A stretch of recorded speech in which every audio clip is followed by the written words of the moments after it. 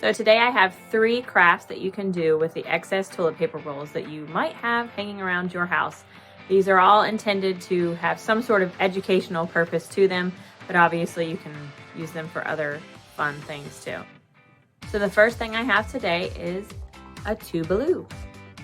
So this is a little telephone that obviously they can have just for fun to play with, but it's also great for phonics.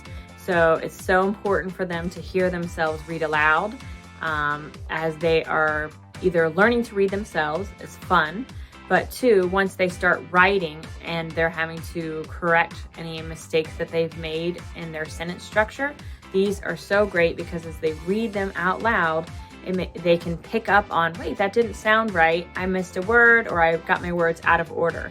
Even when I was in grad school, I did this when I read my thesis, not with the telephone, but I at least read it out loud so I could catch any mistakes that I might have made. Our toilet paper roll phone. It might look really cheesy. Obviously, my kids decked it out with a bunch of tape and stuff, and sure, it's it's a mess, but it does do the job. Same thing, you can talk, you can hear, and they have fun running around the house pretending like they are talking to each other, but also you can use it for phonics. So when they're doing their read alouds, when they have to write sentences or paragraphs, and then you want them to go back and check their work, you have them write, then they have to go back and read it out loud to themselves. And this, there's plenty of research and articles to show that this really does help hearing yourself talk out loud to see if you've made any mistakes. So tip number 1. So my next tip is for math facts and for word families. So a lot of elementary students have to practice math facts, whether it be any of the operations of adding, subtracting, multiplying, or dividing.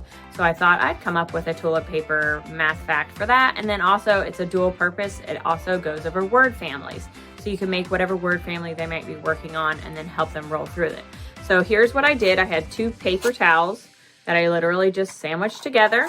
And then when they got close, you can see I wrote different numbers on them. So one side has it where it starts all the way at 0, and then it wraps 1, 2, 3, 4, 5, 6, 7, 8, 9, all the way back around.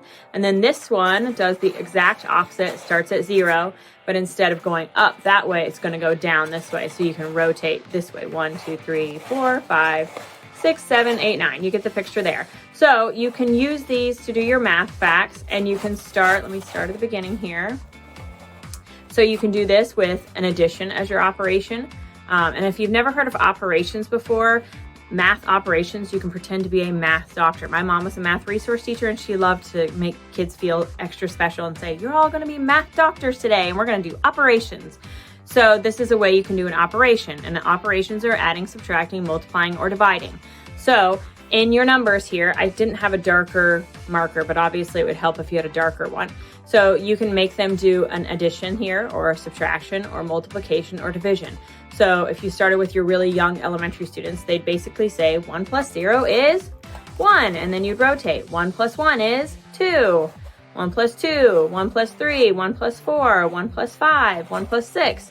And then if you wanted to do your older students, you could make them do it as multiplication. So start again and go, all right, 1 plus 0 is, 1 times 0 if we're going to do multiplication.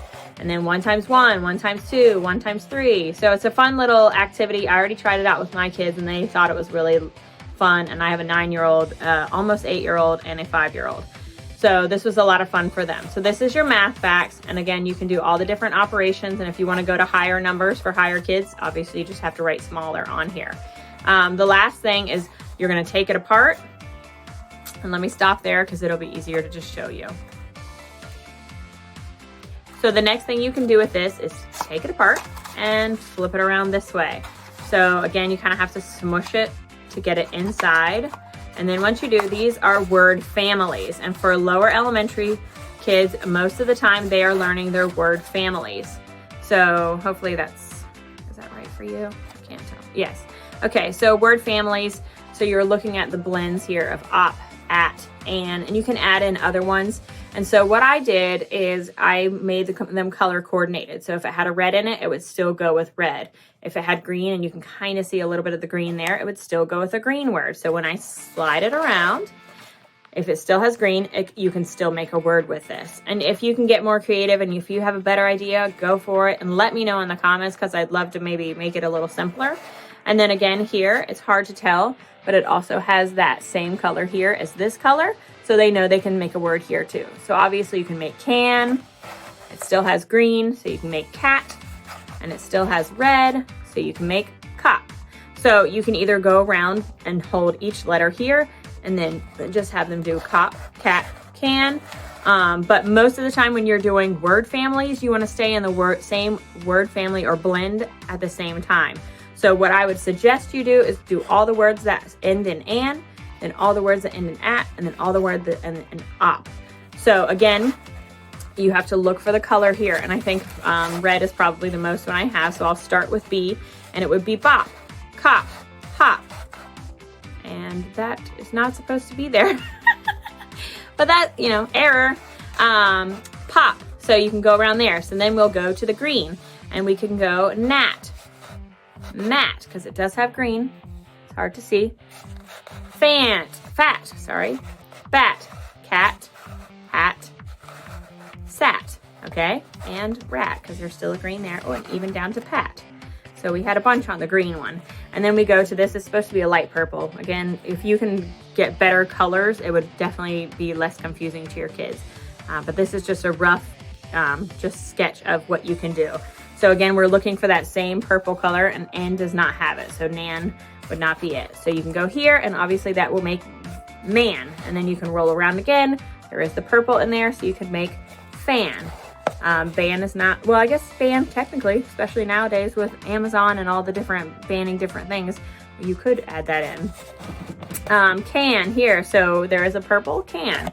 Can, unless you're, I guess, in a, I don't know of a real word with hand. So that's just a different idea there for family blends. You can make whatever blends the kids might be working on. That would be really helpful for you. And again, you just rotate it, color coordinate it, or if you want to make it less confusing, just stick with one family at a time. Don't add all these extra ones on, and just do your ats. And then you could even shorten this and go to another one down here, or go around and use it differently, or add tape. So once they've learned their ats, tape over it and then do another word family. Just really a good way to use these. All right, so that was tip number 2. So tip number 3 is sight words. And the sight words are huge. My son especially, sight words really made a big difference for him. And so I went crazy and I taped them all over the house. And it was really, really helpful for him to see sight words all over the house.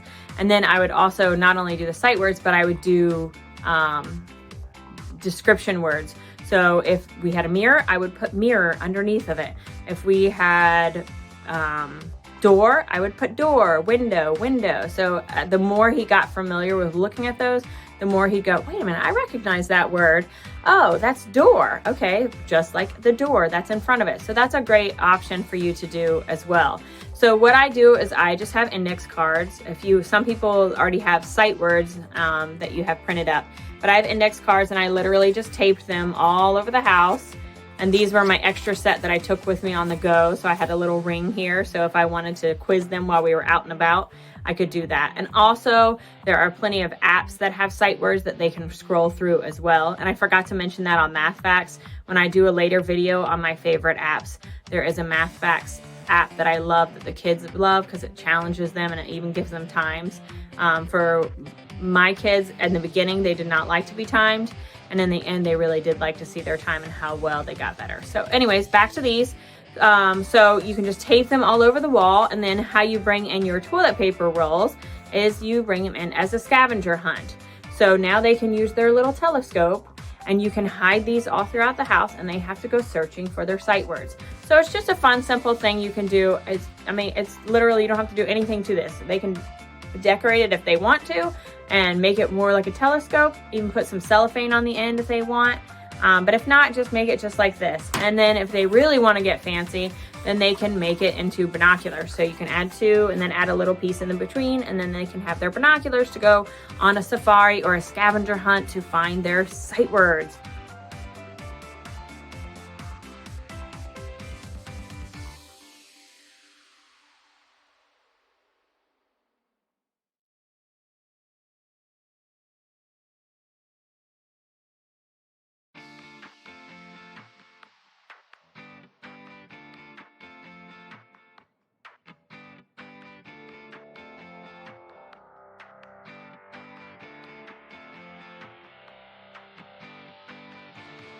So just as a recap of the 3 different tips that I gave you today for the toilet paper crafts, the first one was making a phonics telephone out of your own tape and toilet paper rolls. This one took technically 2 toilet paper rolls, so 1 here, and then I cut these in half and then put them on. And again, I'll link a video of actually how to do that, or I'll put it at the end of this video to show you how to do that. Tip number 2 was to make math facts and family blends out of 2 toilet paper rolls. So again, you just rotate to match them up, upside down, sorry. Rotate to match them up, so you can do that, and then you break it apart, and then on the other side would be their family blends, and then you rotate that way too. And then the third fact, or a tip, was to put sight words all throughout the house, and then they get to go on a scavenger hunt with their toilet paper rolls to search for their sight words. So just fun little facts, 3 tips today, and then I will be making some more videos to go over some sight word activities that you can do, my favorite apps, and also how you can use Alexa in your homeschooling. Hope you have a great time, stay safe, and stay sane.